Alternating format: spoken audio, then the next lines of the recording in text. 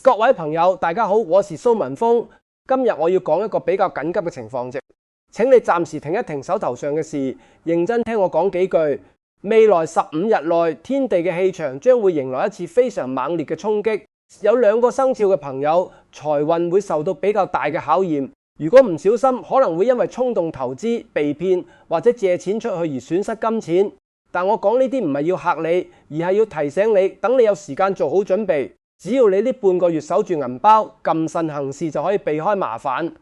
之後我仲有方法幫你將呢種衝擊轉化為財運，令你嘅財富大開。喺開始之前，你可以在留言區打破財擋災、豬籠入水8個字，當係對自己嘅一個提醒。即刻講重點。未來15日最容易面臨破財危機嘅生肖，首先係屬鼠嘅朋友，其次係屬猴嘅朋友。先講屬鼠嘅朋友，今年係丙午年，火氣旺盛，而鼠屬水，水同火天生相克。今年屬鼠嘅朋友叫做子午相沖，即係沖太歲。未來15日，天體運行到一個極端嘅火點，你裏面嘅水氣會被大火瘋狂蒸發，財運嘅波動會係12生肖入面最激烈嘅。呢種水火相沖嘅情況喺現實生活入面會有幾種表現。第一種，你嘅判斷力會明顯下降，平時明明好穩慎、好精明嘅你，會突然之間對一啲高風險嘅投資產生興趣。可能會因為一啲所謂嘅內幕消息，或者被包裝得好靚嘅投資項目吸引，例如高風險股票、虛擬貨幣等。你以為自己揾到發達機會，但其實係一個陷阱。第二種，各種意外情況頻繁出現，可能係你運車明明好小心，但無端端被人撞，要賠一大筆錢，又或者屋企嘅冷氣機、熱水爐甚至水管突然之間壞咗，要花一大筆錢維修。再嚴重啲，可能係身體突然出問題，要半夜去醫院，醫藥費一化三大。呢啲全部都係相沖帶來嘅破財現象。但屬鼠嘅朋友，你聽到呢度唔使灰心絕望。相沖唔單止代表破壞，更加代表衝破困局、打破僵局。只要你喺未來15日做到一毛不拔，死死面住個荷包，將所有投資計劃暫時放低，絕對唔做任何大額消費或投資，呢股攀大嘅衝撞能量反而會幫你衝開積累多年嘅財運關卡。捱過呢15日之後，你嘅偏財運就會好似洪水決堤咁湧出嚟，意外之財源源不絕，你想擋都擋唔住。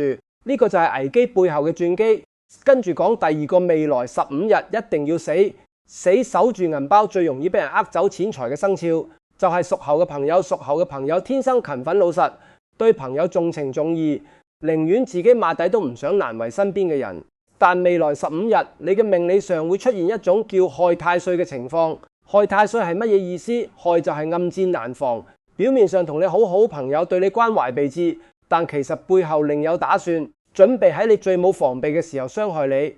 屬猴嘅朋友，未來15日，你最需要提防嘅唔係陌生人，而係你身邊最親近嘅親戚朋友，甚至係你自己嘅伴侶。害太歲引發嘅破財，通常係以親情或者友情嘅騙局出現。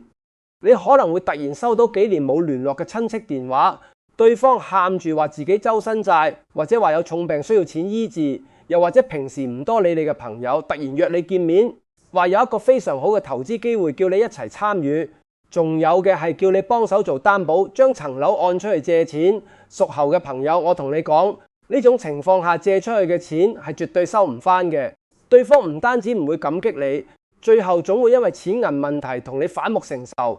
所以未來15日，我要求你做到六親不認，無論邊個問你借錢，叫你做擔保，叫你投資，全部都推晒佢，話我嘅錢全部被另一半鎖住，1毫子都拎唔到。你可能會覺得咁做好無情，會得罪親戚朋友，但我要同你講，只要你嗰段拒絕捱過呢15日之後，真正嘅貴人同財運就會出現。講完2個重點生肖，其他生肖都唔可以大意。有2個生肖雖然冇頭先2個咁猛烈，但一樣容易中招破財。第一個係屬兔嘅朋友，今年火旺，火會消耗木，你嘅元氣會被慢慢耗走，呢個叫做耗財，屬於暗箭傷人嘅格局。未來15日，你最容易犯嘅就係胡韜破財。平時明明好唔慎嘅你，會特別容易心軟，人哋講2句好說話，你就信以為真。例如街邊嘅推銷眾籌，或者朋友叫你夾份做小生意，你唔經大腦就答應，轉頭先發現係被騙。又或者特別容易整爛貴重嘢，整爛電話，跌爛手機，無端端要俾一筆維修費。屬兔嘅朋友，未來15日一定要打醒12分精神。第二個係屬牛嘅朋友，今年火旺，火會克金，你嘅財星直接受傷，財運最容易受損。未來15日你最容易遇到嘅就係是非破財，明明唔關你事，但你好心插把嘴，最後反而要你負責補錢，又或者同人合作做生意，對方出疑惑，最後要你孭鑊。再唔係就係因為好出頭好衝動，講錯說話得罪人，最後要用錢解決。屬牛嘅朋友15日記住，多一事不如少一事，唔好強出頭，是非遠離，你就等於慳翻好多錢。講完生肖，我同大家講一個更加重要嘅嘢，無論你係乜嘢生肖，破財之前其實一定有預兆。好多人白白錯過咗化解嘅時機，就係因為唔識睇預兆。今日我教大家6個最常見嘅破財預警，如果你中咗2個以上，就要即刻小心，守住荷包。第一個預兆，連續夢到俾人追、俾人搶跌錢或者輸錢。如果你最近1個星期連續發咗2、3次呢類同錢有關嘅噩夢，就代表你嘅氣場開始唔穩定，財氣開始受到干擾，再落去就會變成大破財。第二個預兆，無端端整爛嘢，明明好小心，但突然之間整爛咗手機、跌爛咗手畫，或者打爛咗屋企嘅碗碟，呢個係財神爺俾你嘅警告，話你近期財氣唔穩，再唔小心就會有更大嘅損失。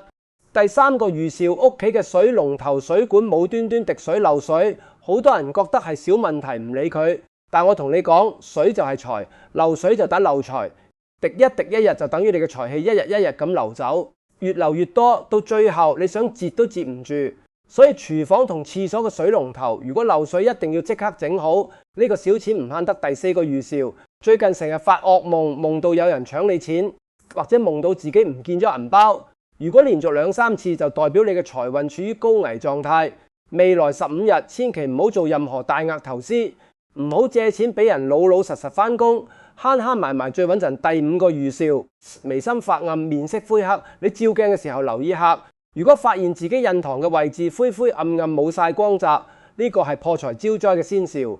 呢段時間盡量唔好去陰氣重嘅地方，夜晚少出夜街，多啲曬太陽，提升陽氣。第6個預兆，屋企嘅植物突然枯萎，明明平時淋水施肥都好正常，但係突然之間嗰啲植物黃晒、枯晒，甚至死埋。見到呢種情況，即刻將枯咗嘅植物清走，換盆新嘅綠色植物，理順翻個氣場。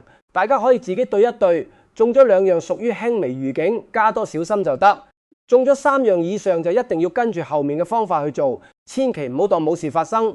講完破財預警，我要講未來15日大家必須嚴格遵守嘅3大禁忌。第一大禁忌，切忌周圍同人講你嘅財務狀況。呢段時間如果你啱啱出咗糧、收咗花紅或者賣咗股票賺咗錢，千祈唔好同親戚朋友講，更加唔好喺聚會入面高談佛論自己幾多身家、幾多投資。一旦俾人知道你手上有錢，喺呢個氣場混亂嘅時候，一定會有人打你主意，問你借錢，叫你投資，甚至設局呃你。記住，守住財運嘅最高智慧就係財不露眼。第二大禁忌，停止任何重大財務決定。由今日開始計嘅15日內，如果你準備買樓、落訂金、簽商譽合同、大額轉注，甚至轉工跳槽，全部同我即刻叫停，拖到15日之後先再考慮。因為呢段時間你嘅判斷力最容易出現嚴重偏差，你以為好準嘅投資，濕狗都係陷阱，引得一時風平浪靜。第3大禁忌，大門口唔好堆放雜物。我之前講過好多，大門口係氣流進入屋企嘅主要通道。如果大門口堆滿雜物，放咗枯萎嘅植物，甚至擺咗個發臭嘅垃圾桶，外面嘅污毒之氣第一時間就會暢通無阻咁衝入你屋企，污染全家人嘅氣場。今日即刻將大門口清理乾淨，保持明亮通風。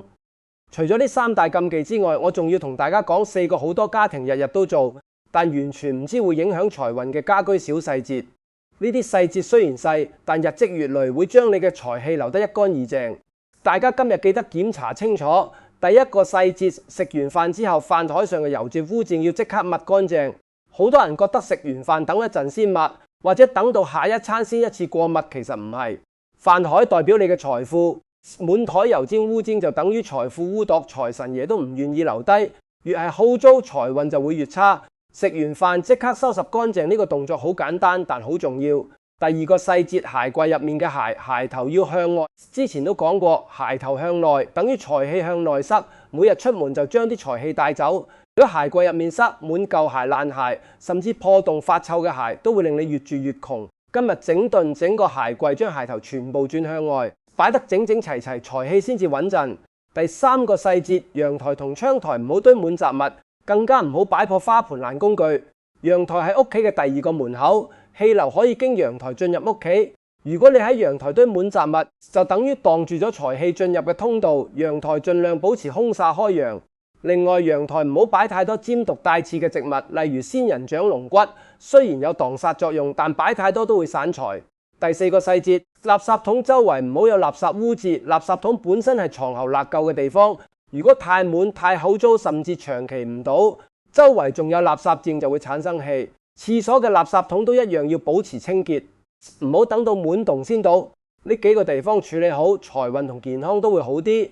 講完禁忌同細節，我知大家心裏一定好緊張，甚至有些少害怕，但大家定啲，我講呢啲絕對唔係為咗嚇你，而係為咗保護你命理嘅真正意義，從來都唔會令人絕望，而係喺最黑暗嘅時候指出一條光明嘅道路。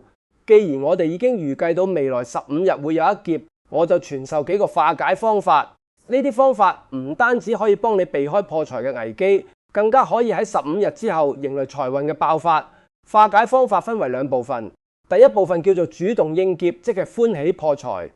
既然命中注定呢段時間會有財運上嘅損失，與其等意外嚟搶你嘅錢，不如自己做主動，將錢用喺有價值嘅地方。第一個做法，去洗牙。洗牙嘅時候會流少少牙血，呢個動作好微小，但喺玄學上已經可以應驗血光同破財嘅意象，用一個好少嘅代價化解咗大嘅災禍。第二個做法，買一樣你一直好想買，但一直唔捨得買嘅保值物品，例如買條金，或者幫自己同一家人買份全面嘅醫療保險。你主動將流動嘅現金變成有價值嘅資產或者保障，呢個就叫做歡喜破財。錢雖然使咗出去，但換嚟嘅係心安同實質嘅保障。下半個月，財神爺見到你咁識做，自然會將加倍嘅財富送翻俾你。第三個做法，主動捐錢做善事，將你能力範圍內嘅一筆錢捐去有需要嘅地方，最緊要係誠心，將被動嘅破財變成主動嘅積德。你主動將錢用嚟幫人，呢份功德自然可以化解破財之災。記住捐錢嘅時候唔好四處張，默默去做福報，先會真正幫到你。第四個做法，主動俾多啲家用父母或者伴侶，將錢用喺家人身上，呢個叫做財散人聚。你將財氣分享俾最親嘅人，家庭氣場就會更加和睦，家和萬事興，財運自然就會更穩。第五個做法，去剪頭髮新衫，將舊嘅爛嘅衫褲鞋白換掉，剪個新髮型，等於將舊嘅衰氣全部剪掉換掉。然一新嘅做法特別適合最近運勢低迷嘅朋友，花幾百蚊翻新衫，小破財擋住大破財，非常划算。第二部分，佈置一個水局催財陣。未來15日火氣沖天，最容易傷人破財，我哋就要用水嘅柔和力量去鎮壓同化解。你揾一個乾淨嘅黑色或者深藍色陶瓷碗，入面裝大半碗乾淨嘅清水，然後放入6粒洗乾淨嘅石頭或者6個硬幣。呢個陣法叫金生水，水降火。將呢個水碗穩定咁擺喺屋企嘅正北方，因為北方屬水，亦都係下半年嘅生機所在。呢個水碗就好似一個清涼嘅能量泉源。未來15日默默咁守住全家人嘅財氣，令大家心境平和、理智清醒。15日之後，財運就會徹底洗淨，打開水水生財嘅局面。除咗呢啲陣法同主動應劫嘅方法之外，我再教大家3個隨身護財小妙招，每日帶出街返工都用得全部低成本，但非常有效。第一個妙招，喺銀包入面放一小包粗鹽，用個細密實袋裝一小撮粗鹽，放喺銀包最入面嘅夾層。粗鹽可以吸走負能量同小人之氣，同時可以防止無端端漏財。記得每個月換一次新鹽，舊嘅直接沖入廁所就得。第二個妙招，出門之前用右手抹3下額頭中間嘅位置，提一提陽氣，令人精神啲。然後輕輕拍3下兩邊肩膊，寓意拍走衰氣，乾乾淨淨咁出門。呢個動作幾秒鐘就做完，日日堅持，效果會越嚟越明顯。第3個妙招，隨身帶一個紅色嘅飾物，例如紅色嘅手揞、紅色嘅利是封，甚至紅色嘅電話揞都得。紅色屬火，代表陽氣，可以辟邪擋煞。尤其係呢段時間火氣旺，紅色可以幫你穩住氣場。夜晚出夜街、去醫院、去人多雜亂嘅地方，帶住紅色物件就等於帶住一個小型護身符。最後我再教大家一個每日都可以做嘅護財小儀式。每晚臨瞓之前花1分鐘就得，配合前面嘅水碗一齊做，效果更加好。每晚臨瞓之前企喺水碗嘅位置附近，雙手合十，心裏面默念3遍：財氣歸位，災難遠離，土家平安，財運亨通。念完之後望住碗裏面嘅水，想象啲水發出柔和嘅白光，將成間屋包住，然後就可以安心瞓覺。呢個儀式係用念力去強化財氣，將財氣鎖住，唔會俾佢流走。心越誠，效果就越好。堅持15日，你會明顯感覺到精神好咗，運勢順咗，財運自然就會越嚟越旺。各位朋友，人生在世，錢財雖然係身外之物，但每一蚊都係大家辛辛苦苦積累翻嚟嘅心血。如果因為一時糊塗、一時貪念，或者唔記得我嘅提醒而蒙受損失，我會覺得好可惜。所以我今日苦口婆心講咁多，就係希望可以哄醒大家嘅警覺，幫大家守住最寶貴嘅財富同平安。我強烈建議你呢條片唔好一個人收埋睇，你一定要將佢轉發去你嘅家族聊天群組，或者直接發送俾你嘅父母、伴侶、仔女。你幫一個人就係幫一個家庭，你幫朋友守住財富，擋住災難。呢份善意，上天一定會睇到你付出嘅每一份善意，宇宙都會將10倍、100倍嘅福報回饋翻嚟。如果你覺得今日我講嘅內容同方法真係令你感到溫暖同安心，令你對未來充滿希望，請你即刻按訂閱，打開小鈴鐺，以後每逢有重大嘅氣場轉換，或者有更多保命催財改變命運嘅秘訣，你就可以第一時間收到通知。最後我想請所有收睇呢條片嘅朋友喺留言區用你最真誠嘅心打低破財擋災、豬籠入水8個字，每一個留言都係你向宇宙發出嘅一份堅定祈願，代表你已經準備好迎接豐盛嘅未來。我會親自為每一位認真留言嘅朋友送上祝福。祝大家未來15日平平安安順利度過，之後財運大開，旺財就手，一家人齊齊整整，幸福快樂。多謝大家收聽，我哋下期再見。